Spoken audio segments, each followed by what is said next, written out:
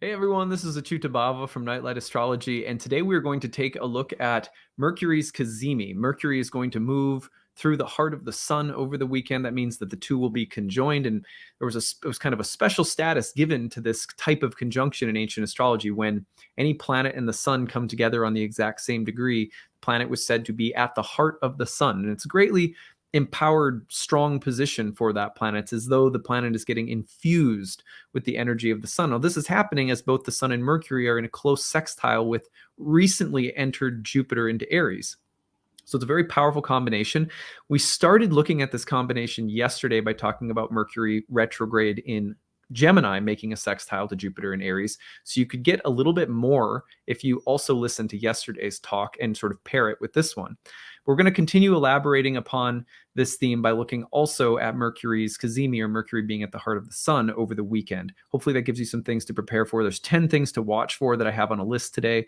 So that is our agenda. But before we do that, make sure you like and subscribe, share your comments in the comments section, click the notification bell for updates when you subscribe. It really helps the channel to grow. You can always find transcripts of my daily talks on my website. If you sign up for the newsletter, you'll actually get a link to the podcast version, the YouTube version, the transcript of the talk every day. There's some deals that we send out in the newsletter sometimes, as well as talks that my wife is doing, Ashley's doing on plant medicine. You can find her latest talks in the newsletter too. So it's a cool thing to sign up for. You can check that out. Also, don't forget my new class, Ancient Astrology for the Modern Mystic, is coming up. We had to move the start date of the class back 1 week due to some scheduling issues that we were running into. So we are now starting on June 12th rather than the 5th, typical Mercury retrograde thing to come up during an enrollment season. Thankfully, it's not a big deal. Nothing at all about the program is changing other than the start date. So if you have already enrolled, you have absolutely nothing to worry about. Orientation material for the course is going to be going out next week. And in that orientation material, we are noting the schedule change, but you will be very well informed by next week if you have already registered about how to participate and the update on the new start time. But it's the same time every week. It's noon Eastern to about 2 to 3 p.m. Eastern time. The only difference is we're starting on the 12th rather than the 5th. So take note of that. And if you have not already checked it out, please go to my website, nightlightastrology.com, and click on the courses tab, look at the first year course, and you can scroll down to learn more about this program.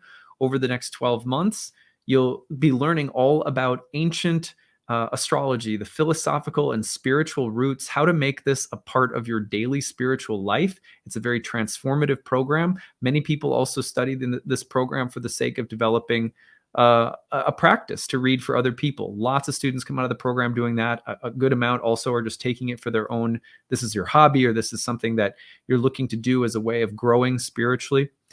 Great. It's a great program for that reason. The class consists of 30 online webinars. They're led by me on Sundays from noon to 2:30 Eastern time, 2 to 3 p.m. They're 2 to 3 hours long. There are 12 guest lectures in addition to those 30 classes. And then we have interactive group forum discussions and hosted by a tutoring staff that will answer all of your questions. I'm there as well. We also have breakout stuttering. We have breakout tutoring sessions that are sort of put in between the major units of study so that you have ample time to ask lots of questions, and that there's kind of nice intervals of study and reflection upon what we've covered before diving into new topics. The last third of the course is all spent looking at the charts of live clients who come into the classroom, and you're going to see me read for them, and then we break down those sessions so that you really have a sense, not just of what the theory is or the techniques, but how they all come together to synthesize and working with other human beings with real questions and real lives on the line with lots of stuff going on. So I think that's probably everyone's favorite part of the program. If you have any questions about the course, feel free to email us, info@nightlightastrology.com. You have 3 options for payment. There's the early bird payment, one payment that saves you $500 off if you pay in full. You now have 1 extra week to take advantage of that, which is nice. There's a 12-month payment plan if you need to stretch it out a little bit. And also there's need-based tuition. If for any reason you want to take the class that's outside of your price point, tell us about your situation. Use the Apply Now button. We'll be happy to try to work with you and make sure no one's priced out of studying astrology. Any questions at all about anything I've said, email us at the email address below. So today we are going to look at Mercury Cazimi.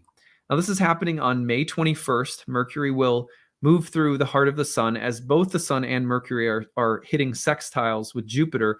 The Mercury has already passed through the sextile. The sun is now applying to the sextile, and it's happening very closely to the Mercury Cazimi event. So it's a pretty powerful transit in that regard. Let me pull up the real-time clock and give you a look at it so you can see what it looks like. Here we go. So you can see on the screen,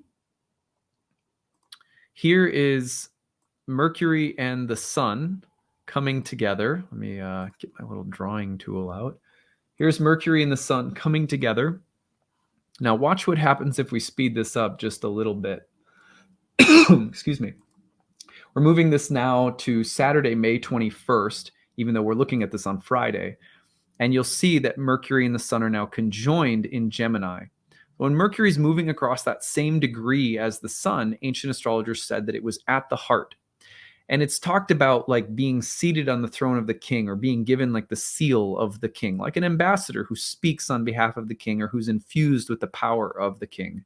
The king being, just generic image of the sun as the source of life, the sun as a planet that imbues us with a sense of nobility, our sense of what is ideal, what are our ambitions, and the course of action that our life takes, all was said to be related to the sun in ancient astrology. So it's this very powerful, life-giving, authoritative planet that conjures up ideal images, that motivates us to take certain courses of action in our life based on what we want or hope for, or desire, that we sort of gild and gold. So this Mercury at the heart of the sun is very powerful because it's as though the messenger, Mercury, is being infused with the power of that solar light. Mercury is in its home sign of Gemini right now, which means that it's a bit like having, your boss visit your house. And, there's a sense of hosting someone who has a lot of power or authority. Maybe you look up to them as a mentor or something like that. And rather than feeling overwhelmed, there's probably even maybe like, oh, I'm overwhelmed, my boss is in my house or something like that.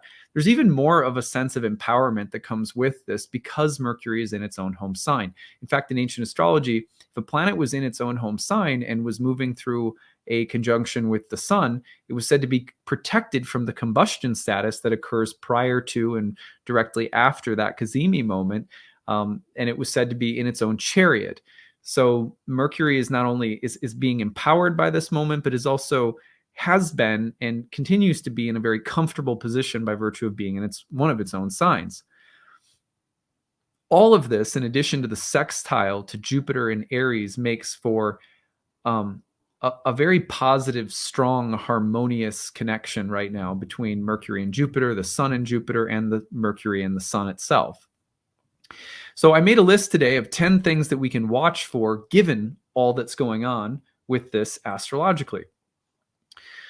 So these are in no real order, not like an order of importance or strength in terms of the symbolism. These are just 10 things that I think you may notice, especially over the weekend. For the next, I would say, the 21st and 22nd especially, but let's just stretch it out to be the Friday the 20th, May 21st, Saturday, May 22nd, Sunday, as the most likely times when these themes would manifest.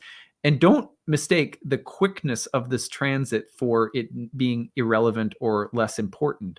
Because remember, our next new moon is in Gemini, and it is happening right on the heels of Mars conjoining Jupiter around the same degree point, about the 3rd degree of Aries. So there's a kind of a real sense of the conflagration of these energies driving us toward the next moon cycle, where there's a lot of momentum, and especially that kind of cardinal Aries Mars Jupiter energy is really forceful toward the end of this cycle. And this is, in a sense, foreshadowing where things are going toward the end of this moon cycle into the next one. So it's a big deal to really watch for these themes not just being flashes in the pan, but potentially toning something about the way things are going to go into June here. All right. Well, the first theme that I have on my list, and I like, I like having like the news style form at the bottom. The first one is an announcement. Okay, so Mercury at the heart of the sun will often coincide, especially with Jupiter, which is like a trumpet blasting it out with the sextile of Jupiter. Probably a positive announcement, but some kind of announcement. This is what I'm doing. This is where I've been. This is the truth. This is the plan. It's kind of a proclamation. So watch for some kind of important proclamation or announcement or something like that. Maybe you're making it, maybe you're receiving it. Very similarly, number 2 would be the receiving or sending of an important message. Now, that does not necessarily mean that it's a big public. When I think of an announcement, I think of something that's more public. It has more of, I'm announcing this to others in general. On the other hand, you could receive an offer. You could get an email. You could receive news back on a job interview. And it's not necessarily that sense of like announcing something publicly to a group of people, but it still has the quality of an important piece of news or information or communication that's somehow coming to you. I would also say it's very possible that you decide to send such a piece of news or information. So announcements or the receiving or sending of important messages would be my first 2. Number 3 is the topic of mental health. Now, I say this because I never in a million years would have thought that Mercury, Cazimi could result in something that would be like tragic around mental health. But I'm trying to think now. It was 2 years ago. It was so it was the very end of 2020 going into 2021. There was, and a lot of you guys saw this, there was a young man who was following my YouTube channel and was apparently a big fan. And he became really sort of apparent paranoid and a sort of obsessive about my channel and my content, and then started privately messaging me through Facebook and telling me that, he was Jesus and that he had all these special messages from God that I needed as his newest disciple recruit to go and like transmit and like tell everybody. And I kind of tried to speak reasonably and supportively and kindly as I could. He ended up taking his life. He was apparently he was struggling with bipolar disorder, if that's what it's called. I don't know if that's what it's still called or not, but that's what I ended up knowing some people, mutual friends on Facebook, who basically told me this is what was going on. And all of that was while he was having like a decompensation, I guess.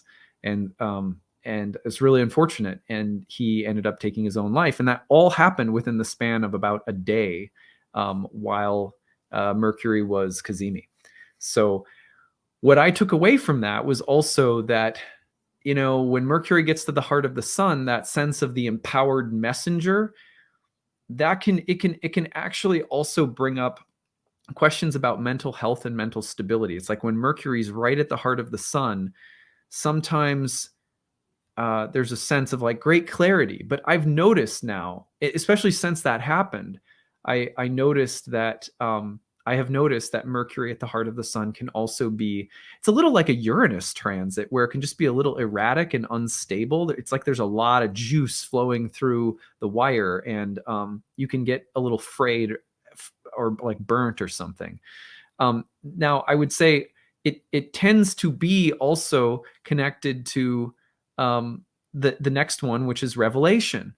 Like, honestly, it's just one of the weirdest astrological signatures that you could have Mercury at the heart of the sun and receive like a very clear and lucid sense of understanding, revelation to disclose, to reveal something that's been hidden or unseen, and to revelation, like as in to reveal. And it's amazing how consistently Mercury at the heart of the sun will reveal something that's been hidden. You'll suddenly understand, or there'll be this moment of great illumination or clarity. But that revelation can also be sort of destabilizing, and it can feed into a couple of other things. For example, especially with the sextile to Jupiter, you can find that you have this increased mental or verbal confidence, which is pretty cool. But then number 6, you can also see that it can tilt into almost like delusions of grandeur. It's like, as let's say your boss is gone for the day and is like, you're like one of the upper management or something, and they're like, okay, you're in charge of the place for the day. Okay, by noon, you think you're the Emperor Nero. Like you've completely lost the plot by noon. The power has gone to your head right away. So it's an empowering moment, but I've noticed that it can be, we can tilt off center somehow because of how much power there is. It can be like almost like a little manic. Anyway, just things to watch for. Number 7 is clarifying a plan or vision. We talked about this yesterday. It's the same kind of thing. Mercury's connected with Jupiter while at the heart of the sun. Very harmonious connection to Jupiter. So suddenly there's this, here's the plan, here's the vision, here's the ideal thing that I now understand, a little bit of a revelation, but a clarification of some things. You've been thinking it out, how to do it, how to figure it out. And suddenly, now I know. Connected to Jupiter and Aries, there's this sense of like, all right, let's do it. Let's put it into action right away. Very closely connected to number 8, a noble ideal. The sun tends to give us that sense of what is noble, virtuous, true, good, or it will just, it'll glitter bomb something that we want and make us feel like, isn't that the most attractive, beautiful thing that anyone could desire? And you're like, you want to collect old video games and make an arcade in your basement? That's it. But it doesn't, it doesn't matter. It's like whatever it is, whatever your thing is that you're captured by, that's glittering like gold that you go off to follow, that's often the sun.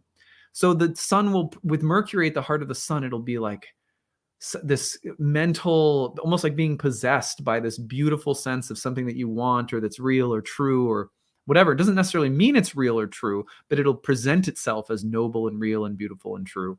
You have to be a little bit discerning, but it can also genuinely give you a sense, a very clear, like we said earlier, like an important message that you're receiving, a clear plan or vision. But this may also be clarifying what is noble or good or true or beautiful somehow. Number 9 would be the power to speak on behalf of someone or something more powerful. So there's that idea of being in charge when your boss is gone, or somehow temporarily being given the power to speak on behalf of something greater. Now, remember, for this young man, he believed that he was the reincarnation of Jesus and that I was his disciple and that I should speak on behalf of him. It was a very weird Mercury Cazimi moment, right? So I'm not saying that every instance of this is healthy or good. It's just, these are just themes to watch for archetypally, that Mercury at the heart of the sun is like the messenger, just glowing with gold, holding a very important scroll. But God only knows if is it the circus inside of that scroll, or is it the word of God? It's hard to it's maybe hard to tell. All right, well, number 10 would be, again, we mentioned this yesterday, solutions to problem and quick implementation of ideas. So it's got that sense of light bulb moments, epiphanies, lightning strikes, clarity, and then act very quickly with Jupiter and Aries as well. Now, this is all, none of this may happen right away. The caveat here, though, I guess the qualifying remark is that we have Jupiter and Mars getting together at the end of this moon cycle, and then a new moon in Gemini right as Mercury is turning direct. So could we see whatever's coming up through this Mercury Cazimi and the connections with Jupiter? Could it be, that all this is happening, sort of planting the seeds for a shift that's coming more like, the very end of May, beginning of June? It's not too far from now, but it's like maybe a little less than 2 weeks away. So I wouldn't be surprised if some of what's happening is starting to turn the wheels in the direction of where the next new moon cycle will be taking us. Anyway, that's what I've got for today. I hope that this was helpful, gives you some good things to think about. As always, don't forget to like and subscribe and share your comments. You can find daily transcripts of all of my talks on my website. And don't forget, while you're there, to check out my new class, Ancient Astrology for the Modern Mystic, with a modified start date now of June 12th. So just take note of that if you've already registered for the program. And don't forget, you'll be getting orientation materials next week if you've registered already. And we will mention it again there all over the place that we're starting on June 12th rather than the 5th. So thank you, everybody. I hope you guys have a great weekend. Looking forward to lots more astrology next week. And until then, we'll see you later. Bye.